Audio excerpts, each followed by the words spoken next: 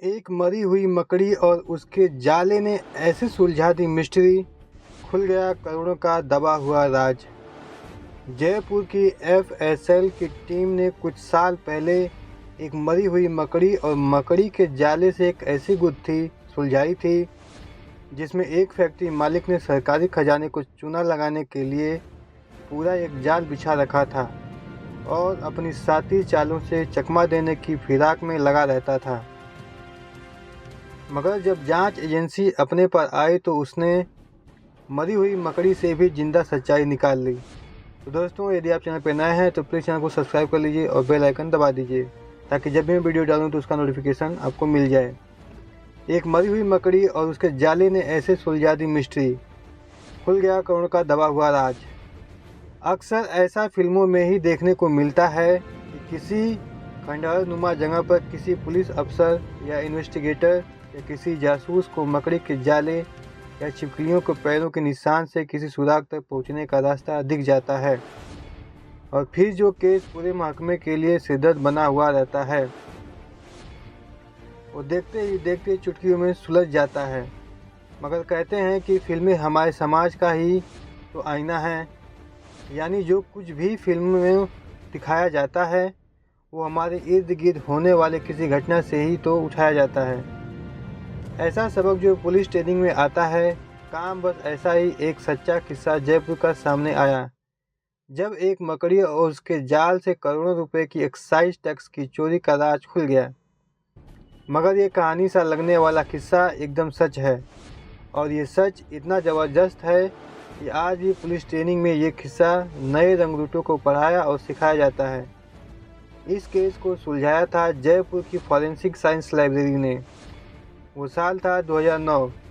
ये तो सभी जानते हैं या अब तो देख कर समझ ही गए हैं कि जब भी कहीं कोई वारदात या जुर्म होता है तो उस केस को सुलझाने के लिए मौके पर पहुंची पुलिस और जांच अधिकारी हाथों में ग्लव्स पहन लेते हैं। कैमरे से तस्वीरें उतारी जाती हैं और ब्रश से एक एक जगह को पाउडर लगाकर वहां से उंगलियों के निशान उठाए जाते हैं। बीकानेर की फैक्ट्री की चालबाजी। असल में इस किस्से का एक सिरा राजस्थान के बीकानेर से जाकर जुड़ता है। बीकानेर की एक कंपनी बिजली की हाई टेंशन लाइनों में लगने वाले सिरामिक इंसुलेटर्स बनाने का काम करती थी। उसकी 2 फैक्ट्रियां थी। एक फैक्ट्री कम आय के तहत लघु उद्योग इंडस्ट्री में रजिस्टर्ड थी। उस पर करीब 1.5 करोड़ तक का माल बेचने पर एक्साइज ड्यूटी नहीं लगती थी। असल में कंपनी के मालिक बड़ी ही चालाकी से छोटी फैक्ट्री में लाकर बड़ी फैक्ट्री का माल बेचते थे और इसी छोटी बड़ी के माल का इस कदर हेर फेर करते थे कि सारे डिपार्टमेंट चक्कर घिन्नी की तरह घूम जाते थे। 2 फैक्ट्रियों में फैला जाल। उनकी 2 फैक्ट्रियां थीं, एक लघु उद्योग वाली फैक्ट्री और एक बड़ी फैक्ट्री। वो अपनी छोटी फैक्ट्री का माल अपनी दूसरी बड़ी फैक्ट्री में बनवाते थे और तैयार माल को छोटी फैक्ट्री का बताकर बेचा करते थे। इस तरह दोनों ही फैक्ट्रियों में करीब 1.5 करोड़ तक के माल पर वो एक्साइज ड्यूटी की चोरी कर लिया करते थे। मगर एक बार ये साहब उलझ गए और फंस गए। सेंट्रल एक्साइज डिपार्टमेंट को खबर मिली कि फैक्ट्री का मालिक कुछ हेरा फेरी कर रहा है, जबकि जिस फैक्ट्री का माल बाजार में बिक रहा है वो तो कई दिनों से बंद पड़ी है। लेकिन कारखाना मालिक बार बार यही दावा कर रहे थे कि उनका माल यहीं तैयार हो रहा है। मशीनों पर जमी धूल की गवाही। असलियत ये थी कि उत्पाद शुल्क बचाने की नीयत से मालिक माल इसी फैक्ट्री में बना रहे थे। फरवरी 2009 को सेंट्रल एक्साइज डिपार्टमेंट की टीम ने फैक्ट्री पर छापा मारा। जब टीम मौके पर पहुंची तो पाया कि कंपनी देखने में ही काफ़ी समय से बंद लग रही थी। पूछने पर कंपनी के मालिक ने बताया कि मशीनरी में खराबी आ जाने के कारण बीते 8-10 दिन से काम नहीं हो रहा। लेकिन टीम को कंपनी में लगी मशीनों पर जमी धूल, मिट्टी, गंदगी और फर्श आदि पर पैरों के निशान न देखकर स्पष्ट लग रहा था कि यह कई महीनों से बंद पड़ी है।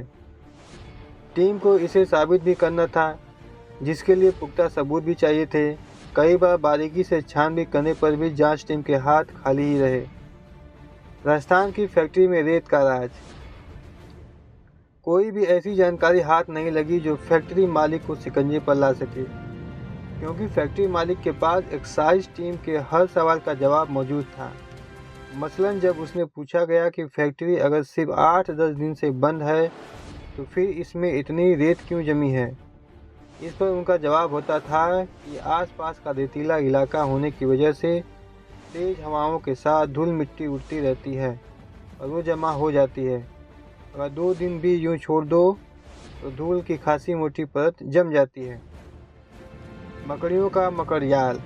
फैक्ट्री के भीतर मशीनों के ऊपर लगे मकड़ियों के जाले के बारे में उनका तर्क यही होता था कि ऐसी कई मकड़ियां हैं जो रोज़ रोज़ जाल बुनती रहती हैं। अगर जाला हटा भी दो तो वो भी बना लेती हैं। मशीनों की बंजर सी हालत के बारे में भी उनके जवाब पर सवालिया निशान लगाने हालत के बारे में वो बता ही चुके हैं कि तकनीकी खराबी आने के कारण यूनिट बंद पड़ी है।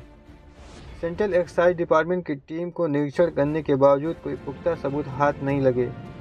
ऐसे में टीम की बैरंग लौटना पड़ा। ट्रैक पर बुना जाला।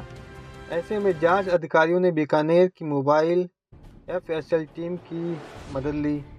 एफएसएल टीम ने फैक्ट्री का जायजा लिया। एक मशीन को हर तरह से खंगाला। ट्रॉली, व्हील, पटरी, इलेक्ट्रिक पैनल और बोर्ड समेत सारी चीज़ों के फोटो नमूने उठाए। हर जगह धूल की मोटी परत जमी हुई थी। हालांकि इन सबूतों से कुछ भी अंदाज़ा नहीं मिल सका कि आखिर ये फैक्ट्री कब से बंद हो सकती है। इसके बाद जयपुर एफएसएल के उस वक्त के डायरेक्टर डॉक्टर बीबी अरोड़ा के निर्देश पर क्राइम सीन के इंचार्ज ने मौके का मुआयना किया। एक जगह झांककर देखा तो ट्रॉली के पहिए और ट्रैक पर जो मकड़ी के जाले लगे थे उसका हाई रेजोल्यूशन फ़ोटो लिए।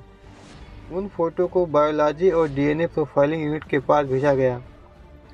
सबूतों पर स्टडी शुरू हुई ताकि ये साबित हो सके कि फैक्ट्री आखिर कब से बंद है। मकड़ी की जांच पड़ताल शुरू हुई।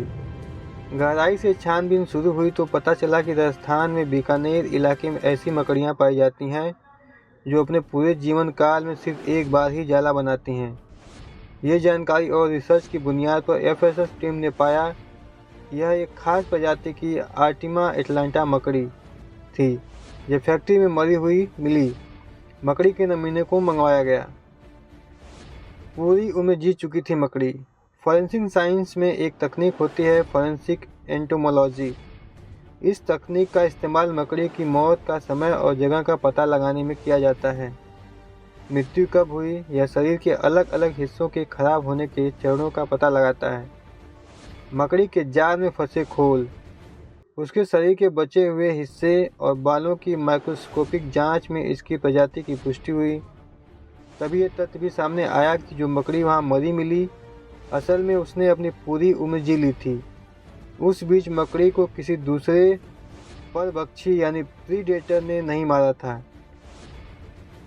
इन मकड़ियों की उम्र आमतौर पर 130 से 140 दिनों तक की ही होती है। मतलब साफ था कि उस मकड़ी ने वहाँ 3-4 महीने पहले ही जाना बना लिया था।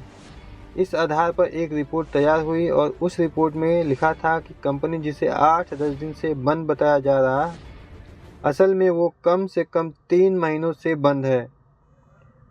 कोर्ट में साबित गोरख धंधा। टीम ने अपने इस अहम सबूत को दम पर कंपनी की चालबाजी और गोरख धंधे को कोर्ट में साबित भी किया। जांच टीम ने यह भी बताया कि मकड़ी की हर प्रजाति के जाले बनाने का पैटर्न हाथों के फिंगरप्रिंट्स और आंखों के रेटिना की तरह एकदम यूनिक होता है। इस बात के साबित होते ही फैक्ट्री मालिक की साथी चाल का कोर्ट में खुलासा हुआ और कई सालों से 1.5 करोड़ की बड़ी एक्साइज ड्यूटी की चोरी का पर्दाफाश हो चुका। तो दोस्तों, आप चैनल को सब्सक्राइब कर लीजिए और बेल आइकन दबा लीजिए।